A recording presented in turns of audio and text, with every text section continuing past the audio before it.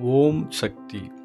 இறைவனை போற்றும் ஒவ்வொரு மந்திரமும் நம் மனதிற்கு அமைதியும் ஆன்மாவிற்கு ஆற்றலும் தருகிறது.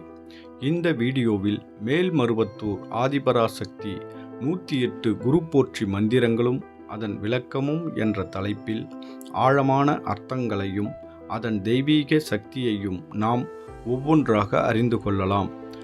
உங்கள் வாழ்வில் தினசரி சாந்தியும் சக்தியும் தரும் இந்த மந்திரங்களை அறிந்து கொள்ள வீடியோவை முழுவதும் பாருங்கள். இறையருளை பெற இந்த பயணத்தில் என்னுடன் இணைந்திருங்கள். வாங்க வீடியோக்குள் போகலாம். மந்திரம் 7. ஓம் இச்சா சக்தி ஏந்தலே போற்றிவோம்.